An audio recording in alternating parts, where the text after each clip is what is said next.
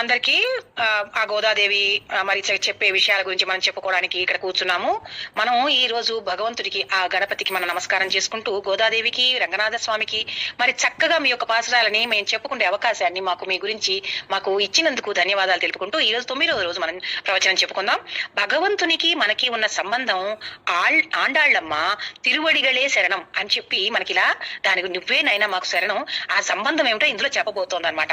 అయితే 9వ పాసురం అమ్మ తూమణి మాడత్తులు చుత్తుం విళక్కెరియత్ అనుకుంటూ మొదలుపెట్టి అవన్నీ చక్కగా లైన్స్ అన్ని అమ్మ తమిళంలో అమ్మ పాడాక పాసురము ఆ దాని మీనింగ్ ఇలా చెప్పుకుంటున్నాం అనమాట. ఏంటంటే ఆండాళ్ళ తల్లి ఈ రోజు 4వ గోప బాలికను లేపుతోంది. ఇంతవరకు ముగ్గురిని లేపింది అమ్మ. చక్కగా ఒక బాలికనేమో చిన్నది ఉత్తిష్టం లేపింది, తర్వాత ఇంకో బాలికను లేపింది. అమ్మ ఎలా నిద్రపోతున్నావమ్మా, భరద్వాజ పక్షులు వచ్చినాయి కదా అని చెప్పి ఇప్పుడు నిన్నేమో మూడో గోపికని లేపుతూ అమ్మా నువ్వు భగవంతుడికి చాలా దగ్గరగా ఉన్నదానివమ్మా, నిన్ను తీసుకెళ్తే మాకు ఆయన తొందరగా మమ్మల్ని కరుణిస్తాడమ్మా అని చెప్పింది. ఇక ఈ దీంట్లో 4వ గోప బాలికను లేపుతోంది. ఎలాగా? తూ అంటే పరిశుద్ధమైన, మణి అంటే మణులతో చేసిన, మాడత్తు అంటే మేడ, చుట్టూ విళక్కెరియే అంటే చుట్టూ దీపాలు వెలిగించి ఉన్నాయట. ఇక్కడ మనం దీపం పెట్టే ఆంతర్యం లోపల ఏంటో తెలుసుకుందాం. అసలు దీపం అంటే ఏంటంటే దీపం లేని ఇల్లు ప్రాణం లేని శరీరం వంటిదే. దీపపు ప్రమిద శరీరానికి ప్రతీకగా తయారు చేశారు. దానిలోని నూనె గాని మీరు ఏదైనా సరే నెయ్యి గాని అది మన ప్రేమ వంటిదిట. అది ఒక జిడ్డు అనమాట. దాన్ని వేస్తే గాని అవి వెలగదు. కాబట్టి ఆ ప్రేమ అనే అతుక్కునే దాన్ని మనం వేయాలి. దానిలోని నూనె నెయ్యి అనేది మన ప్రేమ. కాబట్టి ఈ ప్రేమ భగవంతుని కోసం ప్రకాశించగలిగితేనే మన జన్మధన్యం. అలా ప్రకాశింపచేయాలంటే మనకు శాస్త్రాలు కావాలి. ఆ శాస్త్రాల్లో ఏందో తెలుసుకుంటే అలా ప్రవర్తిస్తాం. శాస్త్రాలకి గుర్తు మనం పెట్టే ఒత్తులట. ఎందుకంటే ఆ 2 ఒత్తులు దేవుడి వైపే తిరిగి ఉండాలి. ఒక ఒత్తు వేదం కింద లెక్క, ఒక ఒత్తు ఆ వేదాలను వివరించే వ్యాఖ్యానాలు. కాబట్టి అందులో వెలిగే నిప్పే మనకు జ్ఞానం. కాబట్టి మన జ్ఞానం ప్రేమమయమై అది శాస్త్రాలకు అనుగుణంగా మనం గనక ఉండగలిగితే ఎదురుగుండా ఉండే రూపం మనకి చక్కగా దర్శనమిస్తుంది. ఈ గోపబాలిక వెలుతురు కోసం దీపం వెలిగించలేదు, అది మంగళకరమని వెలిగించింది. ఆవిడకి వెలుతురు కోసం కాదు, మనమేమి వెలుతురు కోసం వెలిగించాం. ఇంట్లో కూడా మంగళకరం, కృష్ణుడు ఇంటి చుట్టూ ఉంటాడు అని కృష్ణ సంబంధం కోసం ఇంటి చుట్టూ దీపాలు వెలిగించింది. ధూపం కమళి అంటే ధూపం పరిమళిస్తుంది. తైల్ అణైమేల్ కణ్ పడదం అంటే కణ్ వడదం అంటే నిద్రపుచ్చే అందమైన ఒక పడకపై కన్నులు మూసుకొని పడుకొని ఉన్నావా తల్లి? మామాన్ మగళే అంటే ఓ మామగారి కూతురా. మణికథనం తాళ్తిజవాయ్ అవాయ్ తిరవాయ్ అంటే మణులతో చేసిన ద్వారం తెరుచుకొని రామ్మ. సంస్కృతంలో ఏంటంటే వివిధ అంకెలకు గుర్తుగా 9 మణులు, ఏకాదశ రుద్రులు, ద్వాదశాదిత్యులు అని ఇంకా ఎన్నో కొన్ని ఉపమాన సంబంధంతో మనకి చూపిస్తూ ఉంటారు. ఇక్కడ మణి అంటే మనకి భగవంతునికి ఉండే 9 రకాల సంబంధాలు తెలుసుకోవాలట. అవిట మణులు. ఆవిడ మణులతో చేయబడిన దాంట్లో పడుకొని ఉందిట. ఇక్కడ చక్కగా ద్వారం, ఆ మణులతో చేసిన ద్వారం. ఎటువంటి ద్వారాలట ఆవిడ దగ్గర ఉన్నవి? ఆ ద్వారాల గురించి తెలుసుకోవాలంటే భగవంతుడు ఉండే 9 రకాల సంబంధాలు, మనకు ఆయనతో ఎన్ని సంబంధాలు ఉన్నాయో ఆ ద్వారాలట. ఏంటి? మొదటి సంబంధం మనందరి తండ్రి ఆయనే. రెండవది మనందరినీ రక్షించేవాడు ఆయనే, రక్షకుడు. మూడవది మనందరినీ నా వాళ్ళు అని కలిగిన వాడు ఆయనే, అందుకే శేషి అంటారు. 4వది మనందరినీ భరించేవాడు ఆయనే, భర్త అంటారు.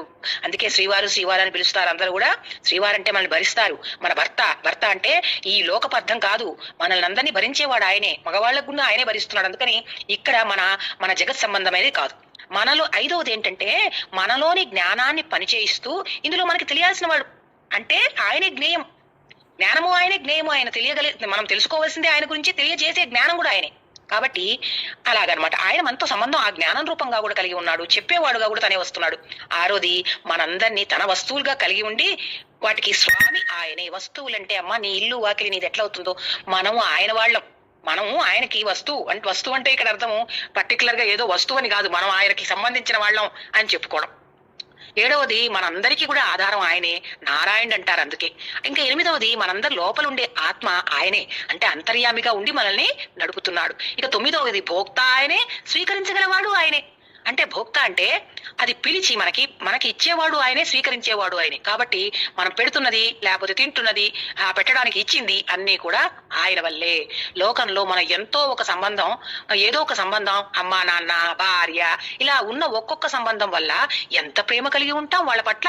అయితే అదే ఇన్ని సంబంధాలు కలిగి శాశ్వతంగా వీడిని సంబంధం మనకి ఆయనతో ఉంటే మరింత ప్రేమ ఉండాలి. మనకి అన్ని ఆధారం, మనం అనుకుంటా ఇక్కడికి వచ్చాక భర్త ఆధారం, పిల్లలు మనకి కావాల్సిన ముందు భవిష్యత్తు ఆధారం, ఇలా ఎన్నో చెప్పుకుంటాం. మనము ఎదుటి వాళ్ళని మన ప్రపంచంలో చూస్తున్న వాళ్ళకి మనం ఆధారం అనుకుంటామే.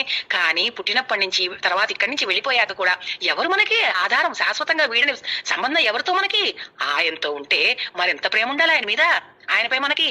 కాబట్టి పితా రక్షక, శేషి భర్త, జ్ఞేయస్వామి ఆధారం, ఆత్మా భోక్త అంటే ఏంటి అర్థం? అష్టాక్షరి మహామంత్రం దీన్నే తెలిపింది. భగవద్గీతలో ఎన్నోసార్లు ఈ విషయం చెప్పారట. ఈ జ్ఞానం మనకి కలగాలి అంటే దీని గురించి చెప్పారు. ఆయనతో మనకి పూర్ణంగా మనకి ఆధారం ఆయన మీదే ఉన్నాం కాబట్టి మనకి ఆత్మభోక్త పైన చెప్పిన రక్షకుడు, భర్త, స్వామి, ఆత్మ. కాబట్టి రక్షక ఆయనే, శేషి ఆయనే, భర్త ఆయనే, జ్ఞేయ ఆయనే, స్వామి ఆయనే, ఆధార ఆయనే, ఆత్మ ఆయనే, భోక్త ఆయనే. ఈ 9ని కూడా ఒక చిన్న లైన్ గా చెప్పారు, మనం రాసుకోవచ్చు అనమాట. తుమీహ రక్షక, తుమీహ శేషి, తుమీహ భర్త, తుమీహ జ్ఞేయ, తుమీహ స్వామి, తుమి ఆధార, తుమి ఆత్మ, తుమి భోక్త అనుకుంటూ ఆయన్ని రోజు కూడా మనం తలుచుకుంటే అది అష్టాక్షరి మహామంత్రంగా వెలుస్తుంది. అంటే ఈ విషయం తెలిపింది అది మనకి. భగవద్గీతలో ఎన్నోసార్లు ఈ విషయం చెప్పారు స్వామి. ఈ జ్ఞానం మనకి కలగాలి. ఈ జ్ఞానమే ఆ గోపిక వెలిగించిన దీపాలు. అందుకే ఆమె ఆ దీపాలు వెలిగించి అందులోంచి ఈ జ్ఞానాన్ని మనకి పంచుతోంది. మనలోని మంచి ఆచరణ మరి ధూప పరిమళాల వంటివి. కాబట్టి మనం పెట్టే ఈ యొక్క ఇవేంటంటే మనలో ఉన్న మంచి మంచి ఆచరణ, మనం చేసే ఆచరణ బయటికి వెదజల్లుతుంది. మనం ప్రేమపూర్వకంగా ఏదో చేస్తున్నామంటే మన లోపల నుంచి ఒక రకమైన మంచి తేజస్సు బయటకు వస్తుంది. అవేట దీపం అనమాట, ఆ ధూపాలు. కాబట్టి అలాంటి జ్ఞానుల అభిమానం మనపై ఏర్పడితే మన జన్మ ధన్యం కదూ. అంటే ఆవిడ అంత జ్ఞానమ్మా, ఆ లోపల ఉన్న ఆ గోపిక ఆవిడ యొక్క దివ్య ఆకృతిని స్మరించుకున్నా. కాబట్టి వాళ్ళు దానివల్ల 4వ స్థానాన్ని, వారి దివ్య ఆకృతిని స్మరించుకున్నా, వాళ్ళ స్థానాన్ని తలుచుకున్నా మనం తరిచిపోతాం. మనం ఈ శరీరంపై దృష్టి ఉండి ఇకపై దేని యందు మనస్సు అనిపించదు. ఆ దృష్టి మనకు ఒక్కోసారి దీన్ని పోషించుకోవాలి, దీనికోసం దేనైనా వదిలేయాలి అని ఇలా దేహభ్రాంతి మనకి పెరిగిపోతుంది. ఈ తలుపు తెరుచుకోవాలి. ఈ ఆత్మ అంటే ఆకర్షణమైన దేహం అనే తలుపు తెరుచుకుంటే లోపలుండే వాడి దర్శనం అవుతుంది. శరీరం వరకే కనిపిస్తూ శరీరం గురించి ఆలోచిస్తూ శరీరానికి సంబంధమైన విషయాలే ఆలోచిస్తున్నామమ్మా.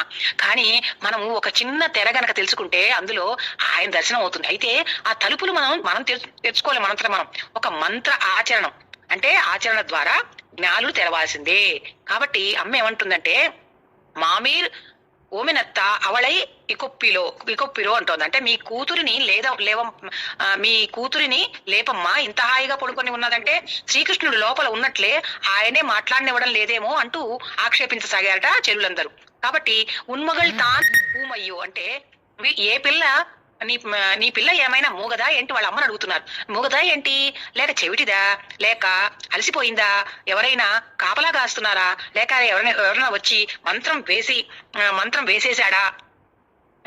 కాబట్టి శ్రీకృష్ణుడే పెద్ద మంత్రగాడమ్మా. ఆయన మంత్రము, ఆయనే ఒక మంత్రము. ఆయన దగ్గర ఉంటే ఇక ఏ మంత్రం పనిచేయదు. అక్కడి నుంచి బయటికి రావడం కష్టం. కాబట్టి భగవత్ జ్ఞానం కలిగిన వ్యక్తి అలానే ఉంటాడు. ఇతరైన మాటలు మాట్లాడు, బయటి విషయాల్లో మోగవాళ్ల వలె ఉంటారు. లౌకికమైన మాటలు అసలు వినలేరు. ఈ విషయంలో చెవిటి వలె ఉంటారు. ఎక్కువ లౌకికమైన పనులు అలసిపోయినట్లు ఉండే వాళ్ళంతా కూడా తన మనస్సు తెలుసుకుని ప్రవర్తించే వాళ్లే. అలాంటి వైకుంఠానికి నాదుడు ఆయన. మన బాగు కోసం మన కోసం వచ్చాడు.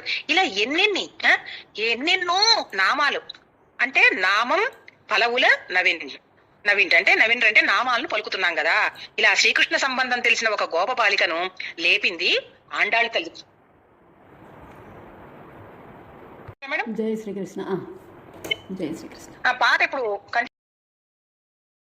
కృష్ణయ్యా, చిన్ని కృష్ణయ్యా, సుదర్శనధారిగా పాలకడలిపై అమ్మతో నీవు హాయిగా ఉన్న భక్తుల ప్రేమను ఆలకించి ప్రతి యుగములో నీవు వెలిసావు. పరిపూర్ణునిగా ఈ అవతారము నీవు ఎత్తావు. ఎన్నిసార్లు నీ నామము పలికిన తృప్తి కలగదేమి కన్నయ్యా.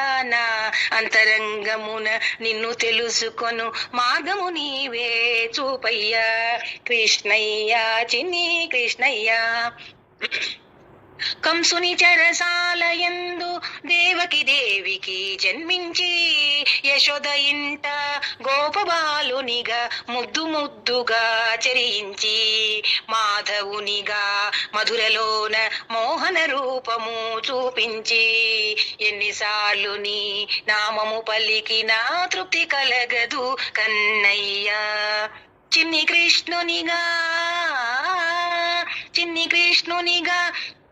అందరకు నీ మధుర లీలలు చూపించి గోపాలునిగా గోపబాలికలకు రసరాగమునే వినిపించి మధురను ఏలే వేలుపుగాను భవ్య జీవితము జీవించి కృష్ణయ్య చిన్ని కృష్ణయ్య ఎన్నిసార్లు నీ నామము పలికిన తృప్తి కలుగదేమి కన్నయ్యా. నా అంతరంగమున నిన్ను తెలుసుకొను మార్గము నువ్వే చూపయ్యా.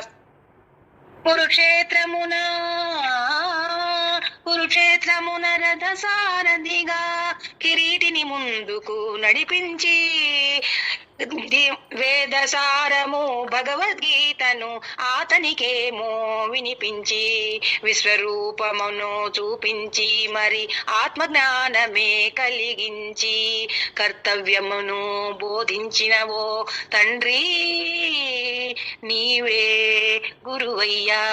కృష్ణయ్య చిన్ని కృష్ణయ్య కృష్ణయ్య చిన్ని కృష్ణయ్య ఎన్నిసార్లు నీ నామము పలికిన తృప్తి కలుగదేమి కన్నయ్యా. నా అంతరంగమున నిన్ను తెలుసుకొను మార్గము నువ్వే చూపయ్యా.